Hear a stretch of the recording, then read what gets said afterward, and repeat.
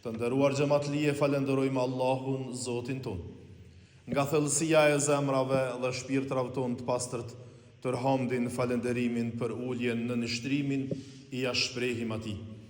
Allahun, Zotin ton, e falenderojmë për i tij falje, udhëzim, mëshirë, rahmet dhe begati kërkojmë.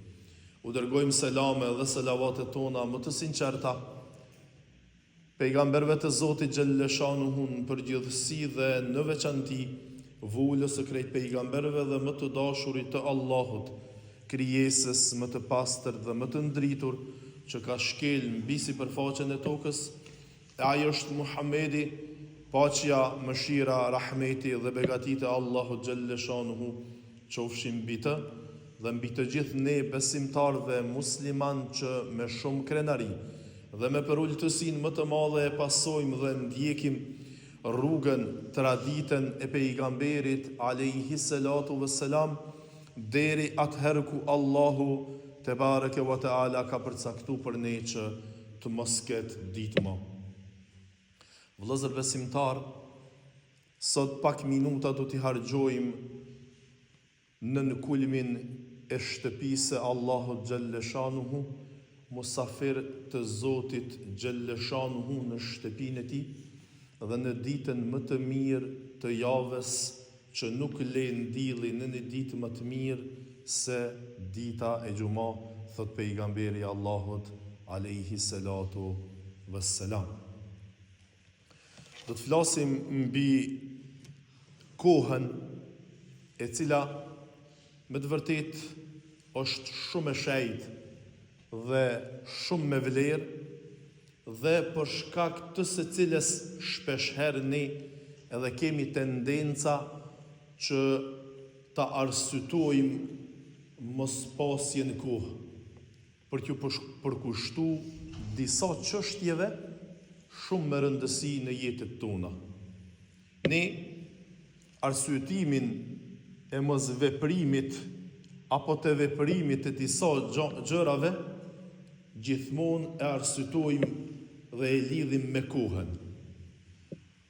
Pse nuk po vjen, nuk po kam kohë, pse nuk e bëre këtë punë, valla nuk po ta kohë, valla sikur të kisha kohë do ta bëja këtë punë apo atë punë e kështu me radhë, e për vlerën e secilës më së miri dhe më së shumti na dëshmon edhe na argumenton fjala e Allahut Gjelle Gjelaluhu ve Gjellëshanuhu në Kur'anin fisnik, që gjithmonë është fjalë argumentuese dhe dëshmuese, e sidomos kur vjen në konceptin e betimit që Zoti e bën për një çështje të caktuar, siç është betu Allahu Gjellëshanuhu në këtë sure mbi vlerën e kohës, duke thonë Bismillahirrahmanirrahim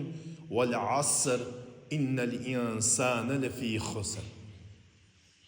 Pra, ka bo be Allahu, është betu Allahu Gjellëshanuhu duke thonë pasha kohën. Me të vërtet, të gjithë njerëzit janë në humbje, la ilaha illallah. Përveç atyre, illa alladhina amanu wa amilu salihati. Përveç atyre të cilët e kanë besu Allahun, por edhe kanë bo vepra të mira gjatë jetës. Sepse shumica prej ne njerëzve këtë pjesën tjetër plotësuese të besimit në Zot, që janë veprat, e arsytojmë me mungesë të kohës. Pra, njëra pjesë është besimi në Allahun Gjellëshanuhu, që s'ka fije dyshimi, e që këtë pjesë e gjejmë, elhamdulillah, tek pjesa dërmuese e njerëzve e sidomos të besimtarëve. E besojnë Allahun Gjellëshanuhu, që është fenomen, është kondit kryesore në islam. Mirë po, pjesën tjetër plotësuese dhe krijimin e një personaliteti, një besimtari original tamam ashtu siç kërkohet, është kur ja bashkangjit edhe pjesën tjetër u amilu salihati dhe bojnë vepra të mira gjatë jetës. Që këtu veprat nuk klasifikohen. Çdo vepër e mirë, që ka thonë pejgamberi alayhi salatu vesselam, imani është i ndërtuar në disa shkollë. Më e vogla vepër është me hiq një pengesë prej rrugës. E më e madhja me dëshmu Allahun xhelle xhelaluhu ve xhelle shanuhu një të vetëm. Pra të gjitha këtu, në këtë mes, gjitha veprat që janë në të mirën e njerëzimit, në të mirën e njeriut, në të mirën e individit, në të mirën e familjes, në të mirën e rrethit, në të mirën e kolektivit, llogaritën vepra të mira. Por që ne, zakonisht, mos veprimin e veprave e lidhim me kohën, të cilën duhet patjetër edhe respektu, edhe shfrytëzu në maksimum në veprat e mira, në punët e mira. Sepse ka ardhur mandej disa dietar që i kanë bë një komentim, një shpjegim çështjes së kohës, kanë thonë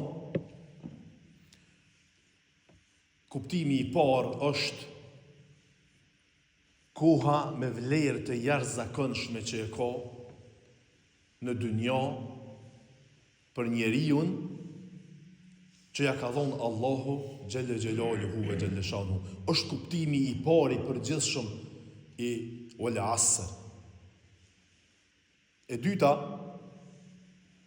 thonë dietarët, ka pas për qëllim kohën dhe vlerën e kohës në të cilën ka jetu pejgamberi Allahut alayhi salatu vesselam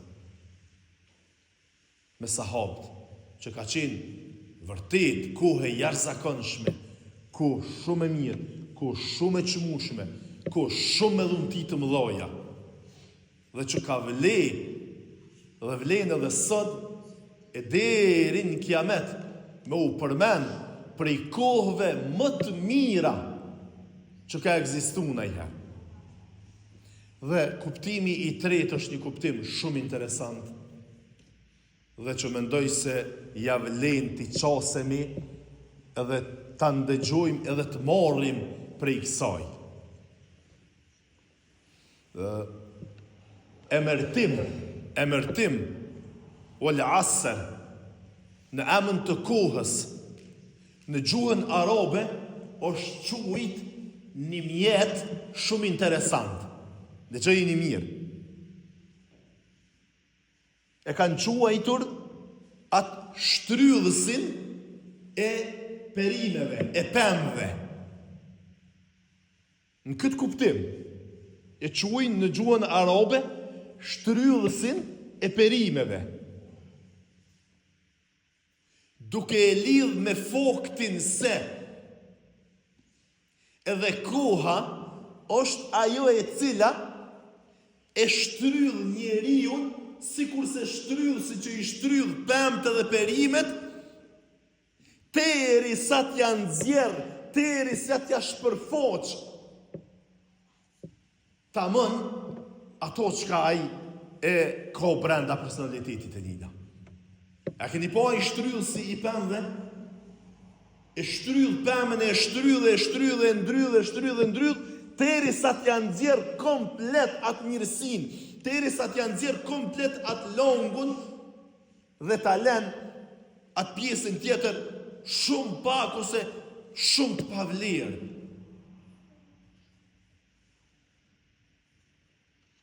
Në këtë kuptim, pra, është quajtur edhe ky mjet sikur se koha e cila me të vërtet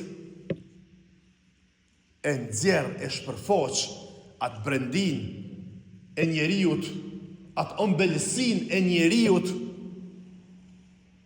që mund ta ketë njeriu, ose Zoti mos e dhosht edhe atë egërsin apo atë pjesën jo të mirë që mund ta ketë njeriu, e që për momentin mund ta fsheh, mund ta mbuloj, mundohet ta maskoj mbrapa disa çështjeve të caktuara, dhe koha është ajo e cila i shpërfaq çështjet më së miri.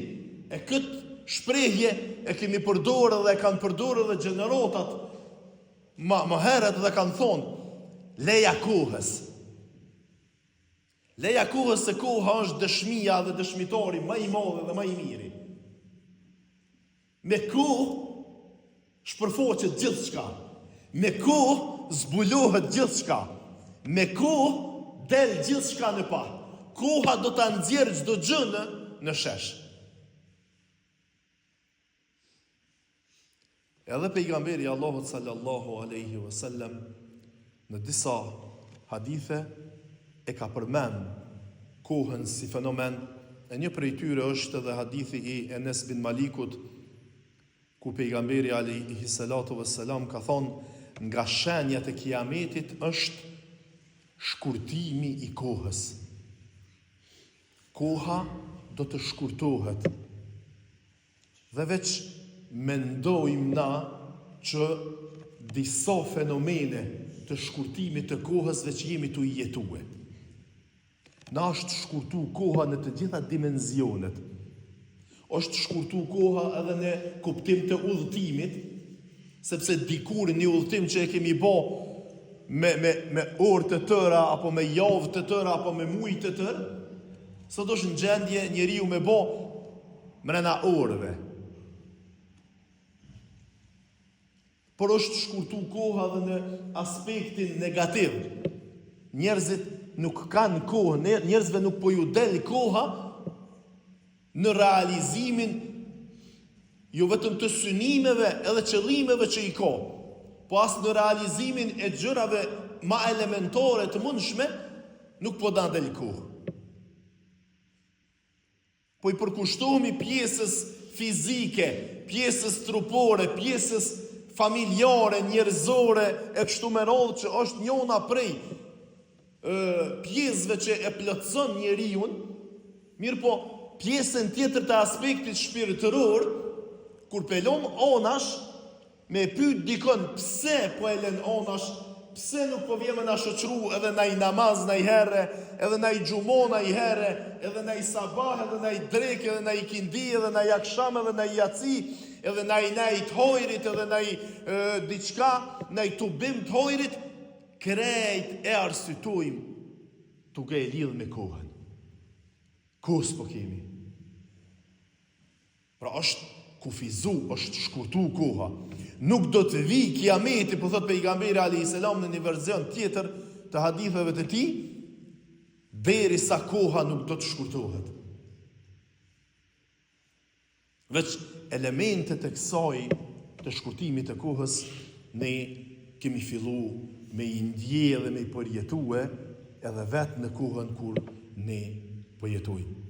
Allahu xhalleshanuhu na i mundësoft që ta shfrytëzojmë kohën dhe të kujdesemi për kohën si një vlerë shumë e madhe, mbi vlerën e të cilës është betu dhe ka bobe dhe Allahu Gjelle Gjelaluhu ve Gjelleshanuhu në Kur'an, e Allahu në Kur'an është betue mbi pak çështje dhe nuk është betu Zoti Gjelleshanuhu në një diçka përveç se ajo ka vlerë shumë të madhe. Andaj kujdes për kohën, ta shfrytëzojmë kohën në rrugë të mira, në punë të mira, në punë të hajrit, në çështje për të cilat dhe me të cilat ne nesër edhe do të shpërfaqemi, sepse ajo çka është edhe strumbullari kryesori i kësaj është se me të vërtet koha shpërfaq dhe nxjerr në shesh të gjitha ato tendencat apo ato qëllimet, ato provat që njeriu eventualisht ka mundësi që të mundohet ti t'ja fsheh kohës, t'ja fsheh momentit, t'ja fsheh çështjeve të caktuara, ajo do t'i shpërfaq me kohën në sipërfaqe e Allahu xhallashanuhu na mësoft që të jemi prej atyre që t'i përngjajmë frutave, që sado që shtrydhemi të nxjerrim lang. Thot një dietar, njeriu do të me i përngjo frutit, me i përngjo portokallit. Sado që shtrydhet portokalli, ai vetëm lang portokallin nxjerr në shesh. E mos me ju përngjo gjërave të tjera që si të shtrydhen me nxjerr helm prej vetës. Pra, njeriu nuk duhet me i përngjo gjërave të tjera, do t'i përngjoj frutit të mirë, me shije të mirë, të cilin sa do që e shtryll, sa do që e ndryll, sa do që e maltëreton, prej ti gjithmonë vetëm aromë edhe shije edhe lëngë të mirë shijon edhe nxjerr. Sadakallahu l-adhim.